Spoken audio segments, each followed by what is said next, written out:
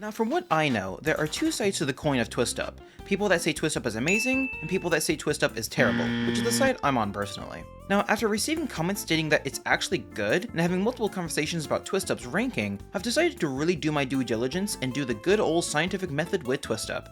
Okay, that's a bit exaggerated, but nonetheless, I did multiple tests to see how good Twist Up is, and well, here's what I found. Now, I first went through every boss and beat them with only Twist Up on regular, so keep that in mind. The first aisle went pretty smooth, which is to be expected. The Root Pack and Goopy La Grande were easy and Twist Up worked fine on. Ribbit and Croaks was alright, but using Twist Up during the last phase is pretty difficult. I mean, the distance you need to be in order to actually deal damage is pretty close, and with the chip attacks, you really can't stand close unless it's the snake, and even that you have to play really risky. For Cagney Carnation, however, Twist Up worked well on until the last phase, in which it suffered the same problems as Arabian Croak's last phase did. Overall, Twist Up works on the first aisle.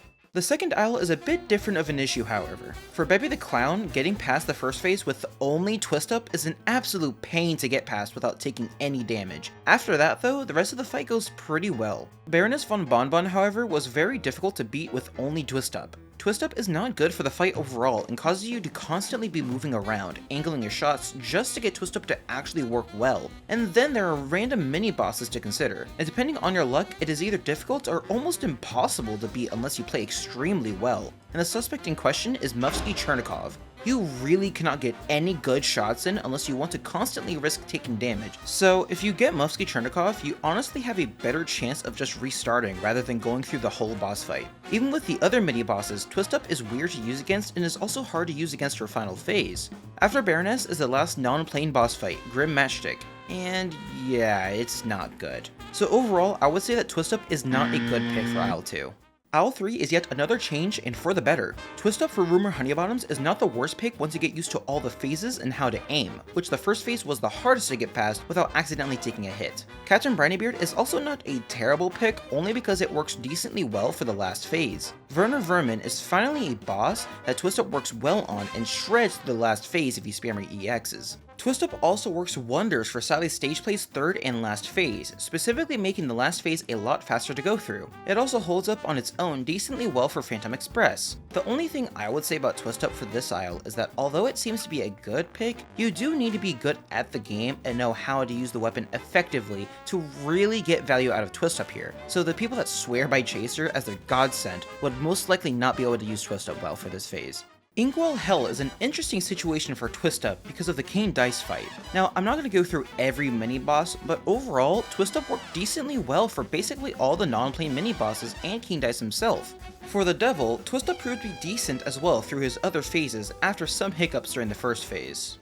Aisle 4 was a little different though from my experience. For Glumstone the Giant, Twist Up proved to be useful, although it was pretty awkward to aim for the first phase. Mortimer Freeze was quite challenging however, and Twist Up proved to be too much trouble to use for him. Howling Aces was the same thing, which may come as a surprise. Aiming Twist Up for all the phases is way too difficult and awkward to do, and I would heavily advise against using it for the Howling Aces. Twist Up for Moonshine Mob was alright, but using Twist Up for the second phase was a bit awkward. The last phase though, Twist Up can be pretty decent for. Just kind of stand in the middle and aim towards the mouth and you'll tend to hit your shots. You just gotta move out of the way from the balls of Scuffle. Chef Saltbaker however, Twist Up was pretty meh on, but that's to be expected honestly considering that most weapons aren't amazing for him. Ultimately, Twist Up is ironically not the best pick for this aisle. Now keep in mind, this was all on regular. Expert is surprisingly a different story for a good amount of these bosses. For simplicity, I'll only be mentioning the bosses which there is a considerable change for switching difficulties. So let's get right into the deep end and start with Ribby and Croaks. Twist Up becomes essentially useless for this boss fight, because although it can work for the second phase, it is literally unusable for the first and last phase. Since both Ribby and Croaks do their attacks at the same time, you don't get much value from using Twist Up and could instead just use Spread, with its considerably higher DPS making it more worthwhile to bring if you're going to get in close anyways.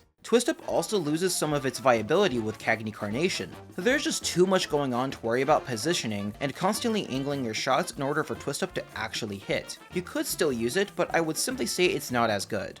Onto Aisle 2, Baroness basically goes from doable to just too difficult to use Twist Up on. You'd be giving yourself a death sentence trying to legitimately use Twist Up during this boss fight. Grim Matchstick and Bebby are generally the same from regular to expert, so nothing to talk about there.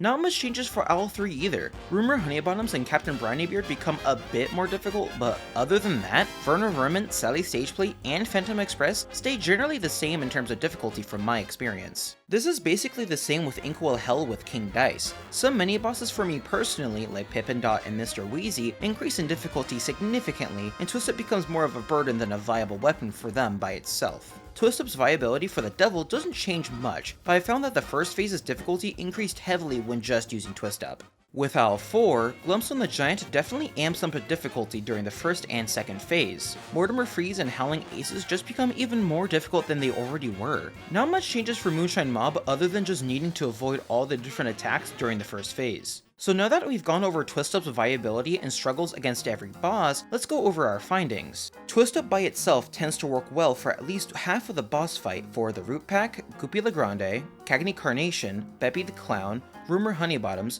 Werner Vermin, Captain Brineybeard, Sally Stageplay, Phantom Express, King Dice, the Devil, and Glumstone the Giant. That's about 13 out of the 19 non-plain bosses available to fight. That sounds pretty good, but this doesn't take into account the micro difficulties that Twist Up has with some of the bosses and its usefulness throughout the whole boss fight. For example, Twist Up for Captain Brineybeard can work, but it's still awkward to position yourself perfectly to actually hit your shots, and this gets even worse on Expert. So with that and Expert difficulty taken into account, I would say the 13 bosses that Twist Up works on should be taken with a grain of salt in my opinion. Now let's go over how good Twist Up is with another weapon accompanying it. To put this simply, not much changes. Nothing changes for the Root Pack, Goopy, or Cagney. Having another weapon for Beppy the Clown's first phase though makes it easier of course, but overall not much changes, and this is the same for Rumor Honeybottoms. From my experience, you really don't need two weapons for Werner Vermin, Sally Stageplay, or Phantom Express arguably, but bringing another weapon for Captain Brineybeard did prove to be useful. Not much changes for King Dice either, but having another weapon while on Expert definitely helps. Having another weapon for the Devil can help with consistently doing damage during the first phase, but after that, it really isn't necessary. Having another weapon for Glumstone the Giant or Moonshine Mob helps greatly, but really nothing changes for Mortimer Freeze or Howling Aces because Twist Up just sucks overall for them, so it's really your second weapon doing everything anyways. So what does this all mean, at least in my opinion? Twist Up is actually useful for more bosses than I would have originally thought, but I still think that depending on which bosses you plan on going against, Twist Up goes from working to being an actual hindrance. And although I give more credit to Twist Up now, there are still two big problems I personally have with this weapon. First, this weapon is not easy to use and can be extremely awkward to use right for a lot of the bosses. Bosses that Twist Up worked fine on but were still awkward to use right are Cagney, Brineybeard, Rumor Honeybottoms, Phantom Express's first and last phase, Glumstone, and Moonshine Mob, and these are just some of the bosses. The second problem is that I have a hard time justifying Twist Up's usefulness in most cases when Spread has the same general range with the added bonus of dealing way more DPS and being easier to use. The only problem is that Spread's EX is more niche, but other than that, I feel like you can get much more value from using Spread than Twist Up for a considerable amount of the bosses. So to put it simply, out of the bosses that Twist Up works on, bosses I believe Spread just does a better job on are the Root Pack, Goopy, Beppy, Phantom Express, and the Devil. You're almost always in close contact with these bosses, so Spread's DPS by itself just makes it better for those bosses than Twist Up. Spread also does just as good as Twist Up for Werner Vermin and Sally Stageplay for the same reasons as before, but Twist Up is actually an effective weapon for those boss fights. Ultimately, I did undervalue Twist Up a bit more than I should have.